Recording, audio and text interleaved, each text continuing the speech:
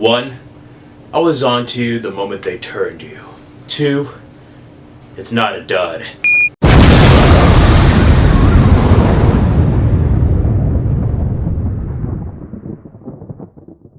Hello YouTubers, are an all-new action reaction, and in honor of Black Panther, I decided to revisit the character of Blade. Again, he was created in the 1970s and was originally a British man.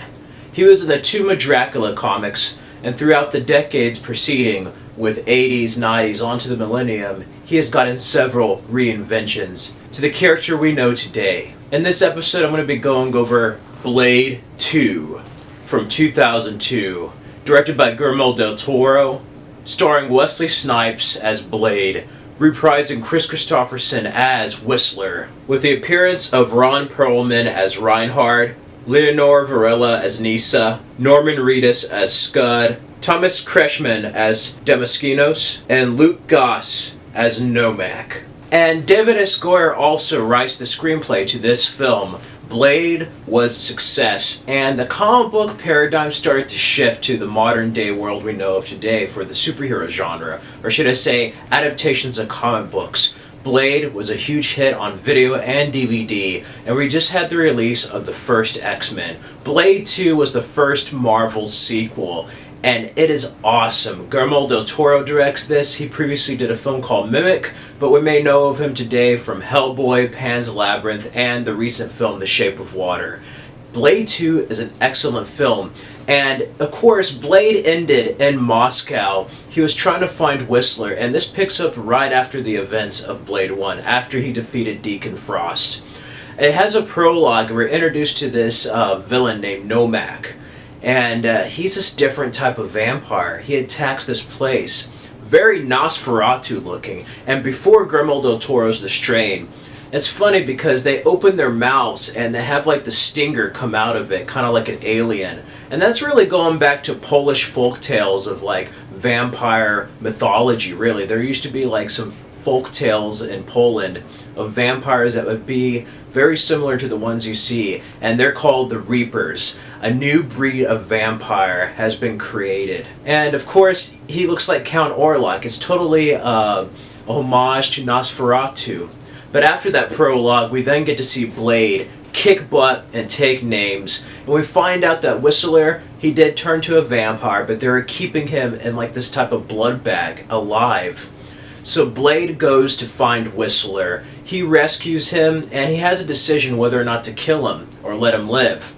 He ends up using the cure that the doctor, Karen, in the previous film made, and he has to see if Whistler turns back to normal. That's the start of it. We're also introduced to Scud, a very early role of Norman Reedus, right after the Boondock Saints. And Blade has had a new outfit. He's in another city, but he's still a vampire slayer, a vampire hunter. So we're then introduced to these new vampires. Nisa is one of them. And yeah, a crazy fight scene in this sequence here. I love it. It's such a great sequence. And Scud and Whistler don't really trust each other. Whistler doesn't like this young kid coming along messing up his good hard work. And Scud just feels like Whistler's just a grumpy old bastard, and also he doesn't trust him after being turned from a vampire back to a human. Basically, after a brief confrontation, they offer a truce, and the vampires must work with Blade. These Reapers not only feed on humans, but other vampires, and it's a viral strain. They multiply. They're like crack addicts. So they're multiplying by the week, and it'll be into the thousands before the week is over.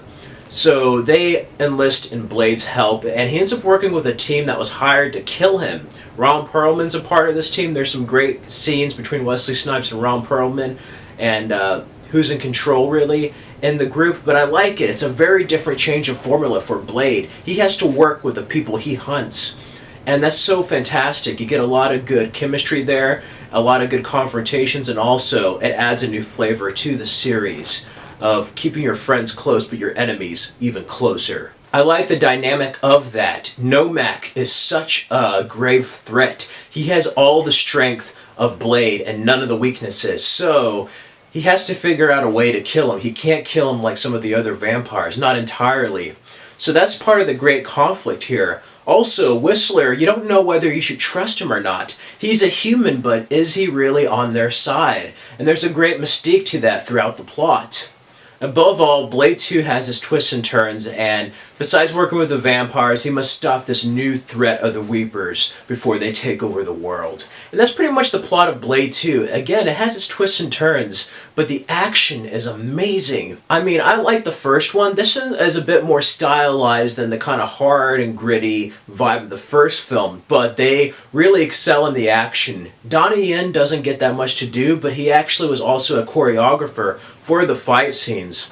The only thing that really hurts this film is the dated CGI. And by that I mean, during the fight scenes they switch to CGI characters or CGI renderings of the characters. Which is sad because when I first saw this film back in 2002, I thought all that was real. It looked real. I was like, oh my god, I can't believe they're doing that. It looked phenomenal. But now you get to tell the CGI and it's just a little distracting seeing a real Wesley Snipes go to like a CG video game looking Wesley Snipes. It's just really distracting. But other than that, they really improve upon the other effects such as the vampire killings, the different types of actions, the camera movements. Everything is really improved upon, and you can definitely tell is after the first Matrix. But this is before the first Underworld film.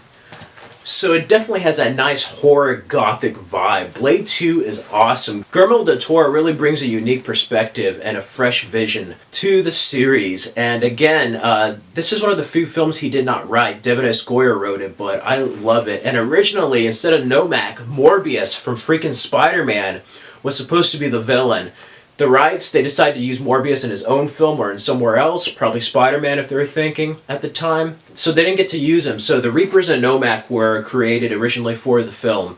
I love it. This is an awesome movie. And it also has a nice symmetry and kind of some parallels to the first movie. In many ways, it's the first movie done bigger and louder like most sequels, but it's also a very different type of film. From the opening credits, we can tell that. We get more of Blade's background. The relationship between him and Nisa, there's some chemistry between them there. And what really makes him so different than the people he hunts, the creatures he hunts. You also get much better moments of Whistler and Blade together, and him being a father figure to Blade, to Eric. You really get to see a lot more of that here. And of course, that Norman Reedus scene with the dud is just hilarious. There's some twists and turns. I love the sewer fight, that is fantastic. Blade just being there saying, "You obviously do not know who you are fucking with." I just love that moment. All around, it's an awesome movie. The fight scenes are fantastic. I mean, it's some brutal, heavy stuff. And those are probably the strongest sunglasses in the Marvel Universe. Seriously, Captain America's shield, Wolverine's adamantium, and Blade's sunglasses are probably the strongest substances in the Marvel Universe. But all kidding aside, I really love this film, and Wesley Snipes went to say that this is his favorite out of the trilogy. I like it. I go back and forth between 1 and 2, but I like this one. I give it a 5 out of 5 and an A. It is a perfect action film. And it's just a very different film from the first, and I respect that. But it also has a lot of the same flavor. The soundtrack is awesome. You have Name of the Game. You have Eye Against Eye by Mos Def. I mean, oh, the soundtrack is just incredible. The story has a nice vibe. And Marco Beltrami does a fantastic score. There's some elements of 1989 Batman from Danny Elfman, as well as some other scores, and a little bit of the future Hellboy. But Blade 2 is just a great movie. This is one that continues the graphic nature, the action, kind of grittiness of Blade 1, but it kind of transports it to a comic book world. This is like the first one to feel like a comic book come to life. And I like how they brought a different director to change things up a bit. Stephen Norrington was offered, but he kind of wanted to move on to other projects. But Guillermo del Toro, he's done a lot of other amazing films, but this and Hellboy are probably some of my favorite films of his still. Yes, a 5 out of 5 and an A. If you have not seen Blade 2 or Blade, or even all the Blades, check it out. If you have seen Blade 2, let me know your thoughts. Which one is your favorite Blade? Again, I kind of go back and forth, but the action of this is just awesome. Very early millennium. It also had a PlayStation 2 video game adaptation. And it's just sad to see where the series went after this. This one really focuses on Blade. He's a main character, but I feel that Wesley Snipes, I loved him in all the movies, but this one, he really felt comfortable in the role of Blade. He had a lot of fun. That part where he's talking to Ron Perlman, let me show you that again. And he's just like, so, you're going to try to kill me? Do it, do it. So exciting, and all that type of stuff. It's just hilarious. And yeah, it's awesome seeing a different view of the vampire underworld. It's at higher stakes. Everything's bigger, everything's more grave. And yeah, Blade 2 is just one of those sequels done right. And it's sad because X-Men 2, Spider-Man 2, and Blade 2 were all awesome, and they all had some mediocre third films. But Blade 2 is a standout. If you love vampires, if you love action movies, comic books, and Marvel Universe, check out Blade. Not only was it one of the earlier Marvel movies, but it was also one of the earliest R-rated Marvel movies before you had Logan and Deadpool. Blade did it first in grand fashion. Anyway, that's my action reaction of Blade 2. I hope you enjoyed this video. Let me know which one's your favorite. What do you think of the film in the comments below? And if you like this video, click the like button and subscribe for more videos.